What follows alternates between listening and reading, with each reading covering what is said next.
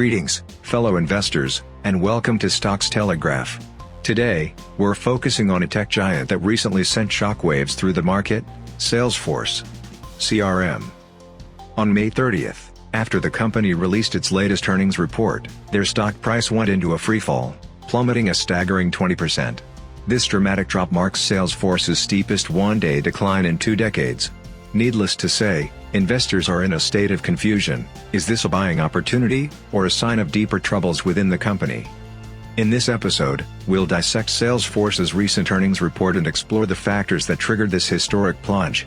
We'll then delve into the current sentiment surrounding the stock and help you decide, is this a buying opportunity, or should you be looking elsewhere to invest your hard-earned cash? So, buckle up, and get ready for a deep dive into the world of Salesforce.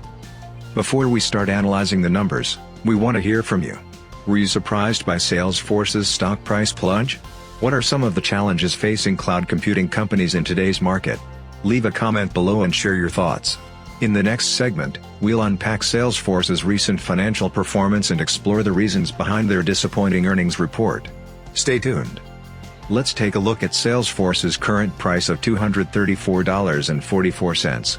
This sits significantly below the analyst's mean target price of $301.36, indicating a potential buying opportunity for some investors. However, this drop also represents a substantial distance from the 52-week high, currently sitting at 26.44% lower. This decline suggests a potential shift in investor sentiment. One positive data point is Salesforce's healthy gross margin of 67.99%. A strong gross margin indicates that the company is efficient at generating profit from its sales. This suggests that Salesforce has a solid foundation and isn't struggling with excessive production costs. Now, let's address the elephant in the room, the earnings report that sent shivers down investors' spines. While the reported quarterly earnings growth of 672.74% might seem impressive at first glance, it's important to consider the context. Such a high percentage could be due to a low baseline in the previous quarter, making the growth appear inflated. We'll need to see a more detailed breakdown of the earnings report to get a clearer picture of Salesforce's financial health. Salesforce's financial metrics present a mixed bag. Strong gross margins suggest a healthy business, but the recent earnings report raises concerns. We're diving deeper into the recent earnings report that sent shockwaves through Salesforce. While their financial metrics painted a somewhat mixed picture, the real story lies in the details of the report itself. Let's focus on the aspect that triggered the investor sell-off, the revenue miss. For the first quarter of fiscal 2025, Salesforce's revenue grew 11% year-over-year to $9.13 billion. However, this fell short of analysts' expectations by a significant $40 million.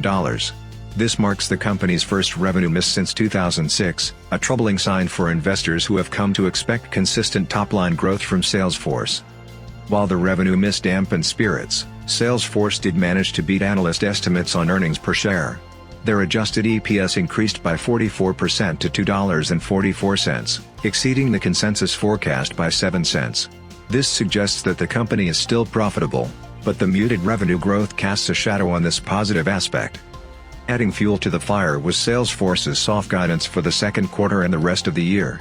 This lack of optimism about future growth prospects unnerved investors, leading to the dramatic sell-off. It's important to understand the context of this slowdown. Historically, Salesforce has enjoyed impressive growth. From fiscal 2014 to fiscal 2024, their revenue boasted a remarkable compound annual growth rate of 24%. They also achieved GAAP profitability in fiscal 2017, with GAAP net income increasing at a CAGR of 44% from fiscal 2017 to fiscal 2024.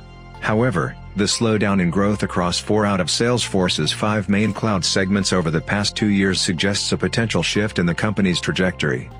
Salesforce's recent performance is a cause for concern, but is it a reason to panic?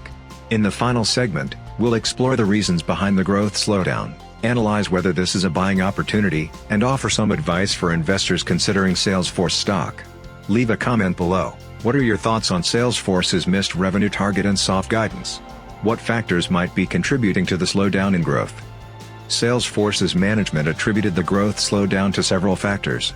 They mentioned elongated deal cycles, deal compression, and higher levels of budget scrutiny from customers. This suggests that businesses are being more cautious with their spending in the current economic climate, leading to longer sales cycles and potentially smaller deals. Additionally, the implementation of a new go-to-market strategy might have impacted billings in the short term. However, it's not all doom and gloom for Salesforce. Their management did highlight some positive aspects.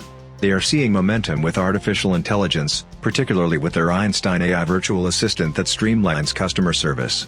Solid results from Slack, new AI tools, and continued strong performance from Tableau and MuleSoft paint a picture of a company with diverse offerings beyond just traditional CRM. It's important to note that despite the weak Q2 outlook, Salesforce maintained its full-year guidance. This could be interpreted as a sign of confidence from management in their ability to navigate the current challenges and achieve their annual targets. Salesforce is facing headwinds in the form of elongated deal cycles, cautious customer spending, and the impact of a new go-to-market strategy. These challenges are undeniable, and the near-term outlook seems less than stellar. However, the company isn't without its bright spots. Their continued leadership in CRM, along with promising advancements in AI and strong performance from subsidiaries like Slack and Tableau, suggest a company with diverse offerings and a focus on innovation. Maintaining full-year guidance also hints at management's confidence in their ability to weather the current storm. While Salesforce's future remains promising, the near-term outlook is uncertain. A wait-and-see approach might be prudent until the company demonstrates a clear path towards re-accelerating growth. However, keep Salesforce on your radar. Their innovative spirit and diverse offerings could make them a compelling investment opportunity in the long run. The future of Salesforce is a story waiting to unfold.